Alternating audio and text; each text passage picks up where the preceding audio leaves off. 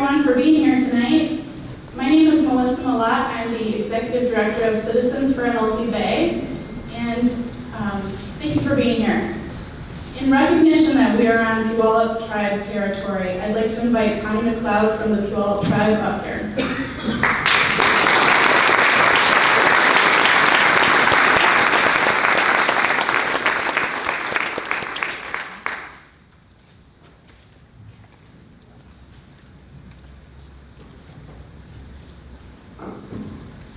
Good evening.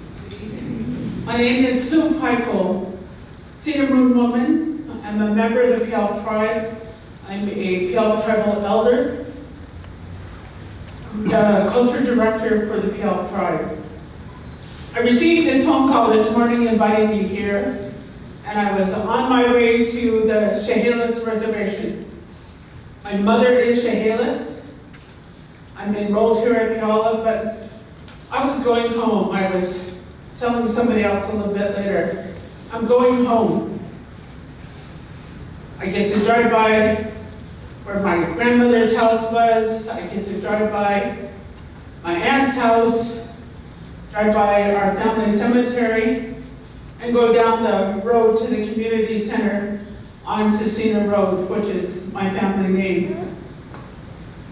So I said, sure, I'll come. I should be back.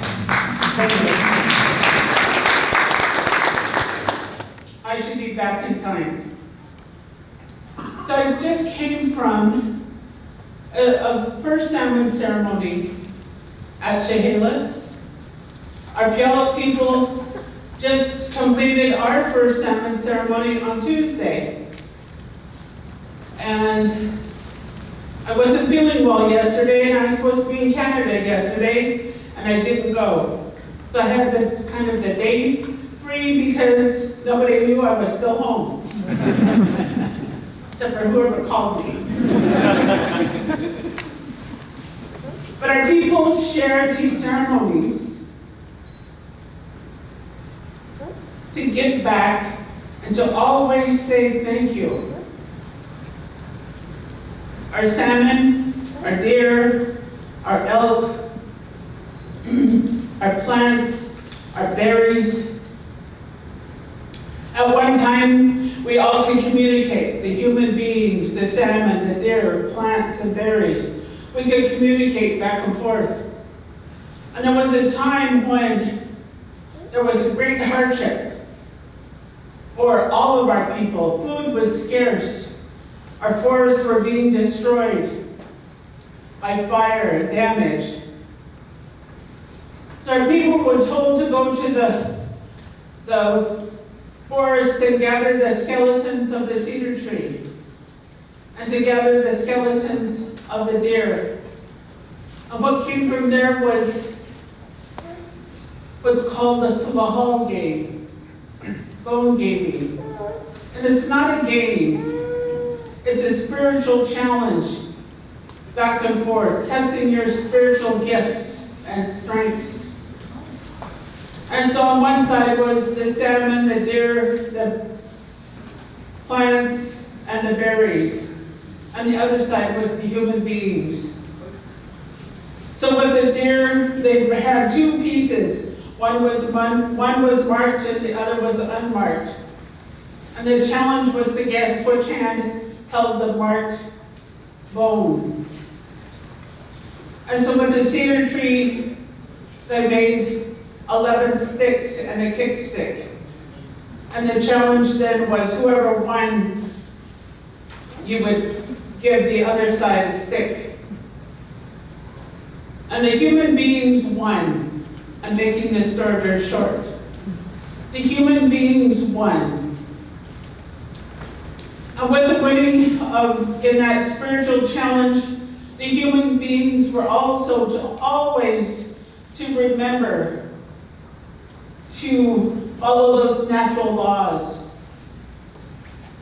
to not overfish, to keep our water clean, to only harvest as much as you need to feed your people, to only harvest as much of the plants that you need for baskets, and to give the first that you have to the elders, to the children, to the families back at home.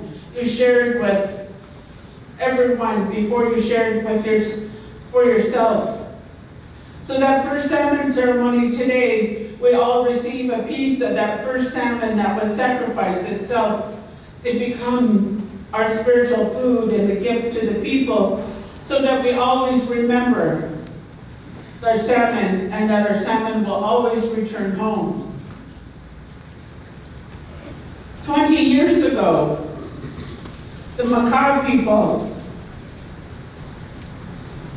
were able to hunt and took their first whale in almost 100 years. So this is the 20th anniversary of that whale hunt. There are ceremonies that the people, particularly the men who are the hunters, go through. Purification, strength training, the spiritual gifts that each one of them received, and the fact that they all come from a whale hunting family. You just don't put on that whale hunting hat. You come from a family of whalers. The women have particular roles to take care of the community and the family and the people. I was able to be there 20 years ago. I can remember what it was like when the Macaws brought their whale into the beach. We had taken our canoe here from Puyallup out to help. The Macaw people had asked the Puyallup canoe to help escort them in. There were 5 canoes. There was the whale, the Macaws, us, Talela, Puyut, one other one. Right now I can't remember. And we escorted her in to the beach. The celebration that was there at the beach, people dropped what they were doing that day and drove to Nia Bay. And if you don't know where Nia Bay is, it's the furthest point north on the west coast. People just said, I gotta go. Got in their cars, drove to Nia Bay.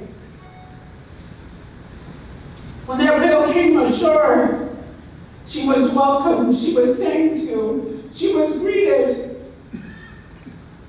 because she knew she was going to sacrifice herself to come into the community there, so that the Macaw people could exercise their treaty rights to hunt whale. And they continued to fight for that right that's in their treaty, to protect the whales, to protect our waters, to protect our salmon, to protect this land. So they sang her in. They welcomed her as an honored guest. There was a young man from Alaska that was there that helped the people, I want to say butcher, but that's not exactly what they did, but begin to remove the whale's blubber and the meat. Everybody received a piece of the whale blubber to eat right there on the beach, much like we received a piece of the salmon that was offered today in honor of that first salmon. So our people have understood that relationship to the animals, to the plants, to our salmon, to our berries, since the beginning of time. So I want to say thank you for the opportunity to share just a little bit of that story. Because on my drive home from Chehalis, I remembered this is the 20th anniversary, May 17th. And I can say I was there.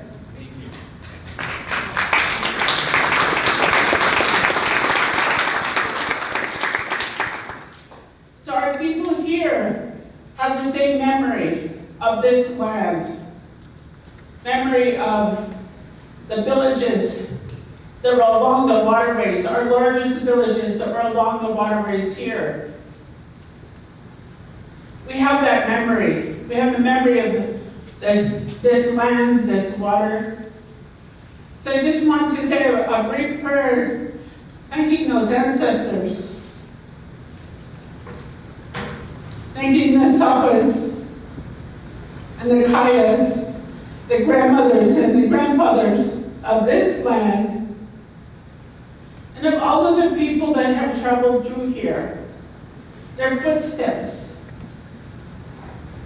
each paddle that touched the water to travel through here, their memories are still here, their spirits are still here.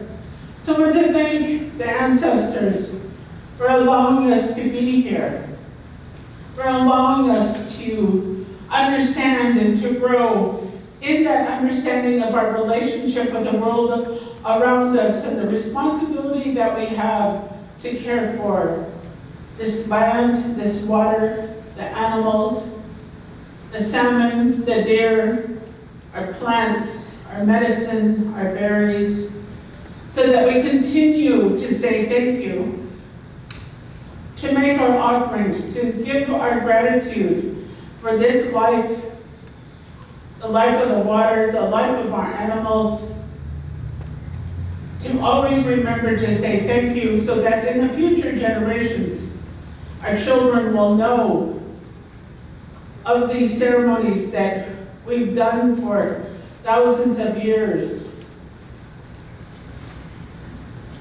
That our children will continue to pray and to honor and respect and understand their responsibility.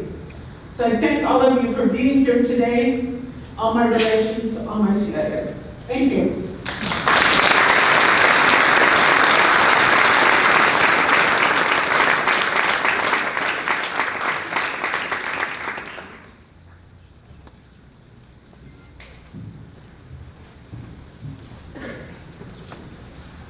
Thank you, Connie, for welcoming us here today.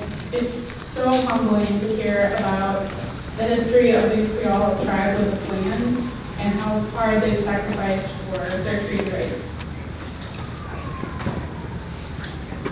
I'd also like to recognize any elected officials, and I see Mayor Victoria Woodards in the room. Thank you for being here.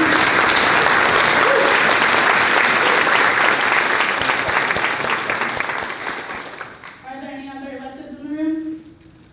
Orcas County Commissioner Frank Bellman. Thank you. Little Park Commissioner Mike Bellman.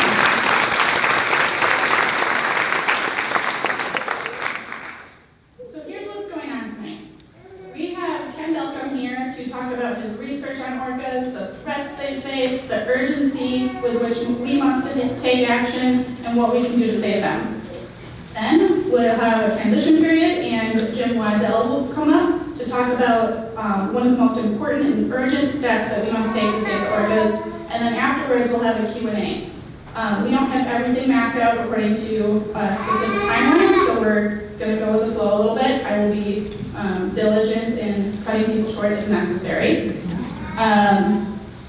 And first of all, to introduce Ken Delcom, I'd like to welcome my friend Dean Burke up to the stage.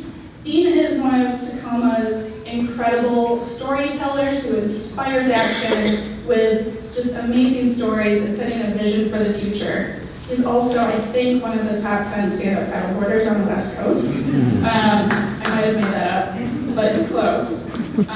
So without further ado, Dean.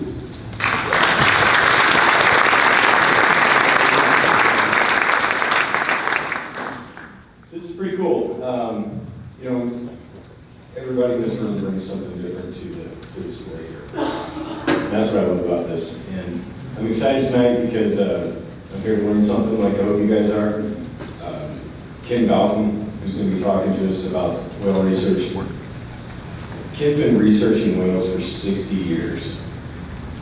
And I hope someday to sit up and tie my shoes for 60 years. But I want to be something so dedicated and focused as that. And, when I had dinner with Ken last night, we sat around and talked and traded stories. And I'm talking about experiences I've had in the last 15 or 20 years. And he's telling me about 20 years into his work when he was having experiences the year I was born.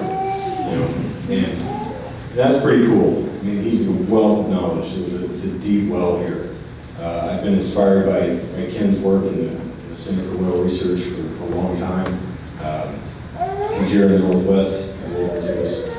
He's hyper-focused on the resident whales. And he's been around the world. He's swam in every ocean and every sea and studied every kind of whale and had experiences that I can't even imagine. So I'm super thankful for that. And of course, I'm kind of double introducing her. Melissa told me the speakers are Jim as well, an engineer, going to be talking about issues with the dams and such. But I'm I'm really inspired by this. I hope you guys are too. Thanks for helping us keep our local stories alive as well. Is what we do here in our waters. And by the way, this is the first time Ken Balcom has ever spoken in Tacoma. So